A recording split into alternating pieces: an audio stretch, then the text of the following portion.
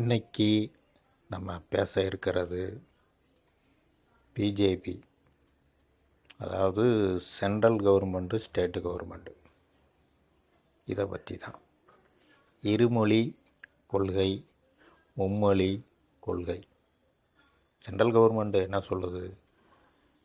கட்டாயம் கல்வி, ஹிந்தி ஹிந்தி ஹிந்தின்னு. அது இன்றைக்கி நேற்று இல்லைங்க, அண்ணா கலைஞர் ஐயா அந்த காலங்களில் இருந்துக்கிட்டே இருக்குது. அது இன்றைக்கும் தொடருது. அது எதுக்கு? அதாவது ஒரு குழந்தைய நம்ம என்ன தான் கண்டித்து வளர்த்தாலும் அதுவாக மனசு வச்சு திருந்தனுங்க. நம்ம இப்படி இருக்கக்கூடாது, இப்படி இருக்கக்கூடாது. இல்லைன்னா நம்ம என்ன தான் புத்திமதி சொன்னாலும், என்ன தான் சத்துள்ள சாப்பாடு ஊட்டினாலும் அதுக்கு என்ன தோணுதோ அதுதான். இதை அப்படி விட்டுறணும். சென்ட்ரல் கவர்மெண்ட்டு விட மாட்டேங்குது. நீங்கள் ஹிந்தி பாடத்தை ஏற்றுக்கிட்டால் தான் பணம் கொடுப்பேன். அது 1 2 இல்லை, 12,000 கோடி. சென்ட்ரல் கவர்மெண்ட் அது, தமிழ்நாடு கவர்மெண்ட் அதுக்குள்ளே இறங்கி வருமா? வராது. இதை புரிஞ்சிக்க மாட்டேங்கிறாங்க. அப்போ இதிலேருந்து என்ன புரியுது? மேல் மாடி காலி பிஜேபிக்கு. தமிழ்நாடு அரசு அமோக ஓட்டு வித்தியாசத்தில் மக்களால் தேர்ந்தெடுத்த ஒரு முதல்வர் மு க ஸ்டாலின் அவர்கள்.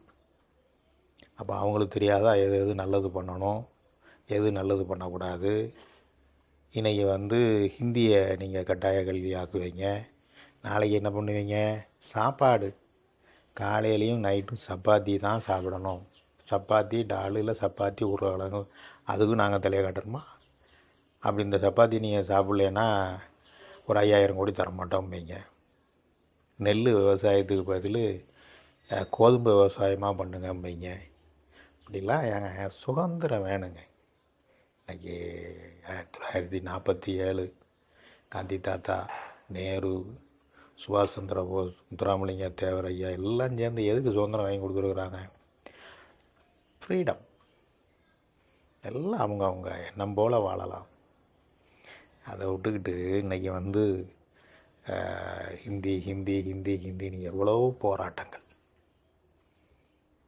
பிஜேபி பாருங்களேன், அங்கே யார் இருக்கா அறிவுள்ள ஆள் அட்வைஸ் பண்ணுற மாதிரி? இங்கே ஒருத்தர் இருக்கிறார் அண்ணாமலைன்னு சொல்லிட்டு. அவர் என்ன பேசுகிறாருன்னு அவருக்கே தெரியாது. திடீர்னு பேசிட்டு அந்த டெலிகாஸ்ட் ஆகும்போது தான் பார்ப்பார், ஐயோ நம்ம இப்படி பேசியிருக்கோமா, திமுக அவட்டாமல் நான் செருப்பு அணிய மாட்டேன். இந்த செந்தில் கவுண்டமணி காமெடி ஒன்று வரும். எங்கள் அண்ணன் கவுண்டமணி அண்ணனை பார்த்து ஒரு செந்தில் காப்பார், எங்கள் அண்ணன் பதவி ஏற்கிறதாண்டியும் நான் சட்டை போட மாட்டேன், அந்த கதையாக இருக்குது. அப்போ இன்னொன்று, அறிவாலத்தில் ஒவ்வொரு செங்கலான உருவி அண்ணாமலை. ஒரு தலைவன் பேசக்கூடிய பேச்சியாது. ஐயோ ஐயோ. அதே மாதிரி மேலே மோடி கீழே உள்ளவங்க எல்லாம் பேசவே மாட்டேன், அப்படி தான் உட்காந்துருப்பான். இருமொழி கொள்கை, தமிழ் இங்கிலீஷ். இது தவிர தமிழ்நாட்டுக்குள்ளே எந்த மொழியும் கட்டாய மொழி ஆக்க முடியாது. தளபதி அவர்கள் விடமாட்டார். மு க ஸ்டாலின் அவர்கள் அவர் கூட சேர்ந்து தமிழ்நாடு மக்கள் இன்றைக்கி 90% இருக்கிறாங்க. 10% ஏடிஎம்கே, பிஜேபி, அப்படி அந்தந்த கட்சி போகும்.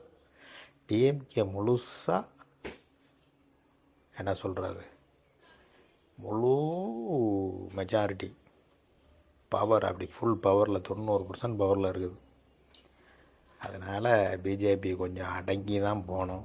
இந்த புதுசாக ஒருத்தர் கட்சி ஆரம்பிச்சிருக்காரு, பாயாசமா, சக்கரை பொங்கலா, கேசரியா, அண்ணாமலைக்கு அண்ணன் அவர் விஜய். ஏங்க ஒன்று எதுலையாவது ஒன்றில் உரைச்சி நின்று வேணா வேணும், வேண்டானா வேண்டாம்.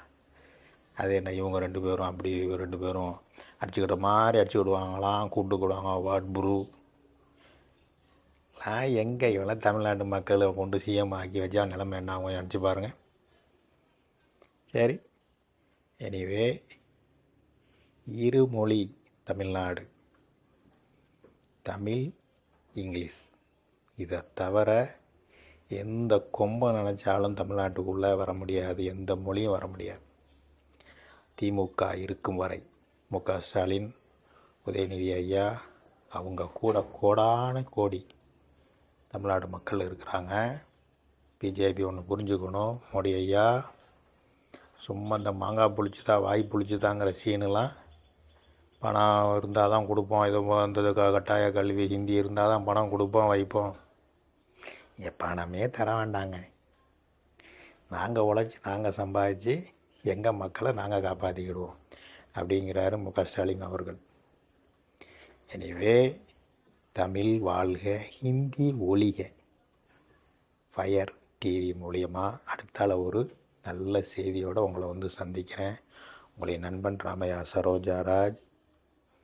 சப்ஸ்கிரைப் பண்ணுங்கள் நம்ம சேனல். நன்றி, வணக்கம்.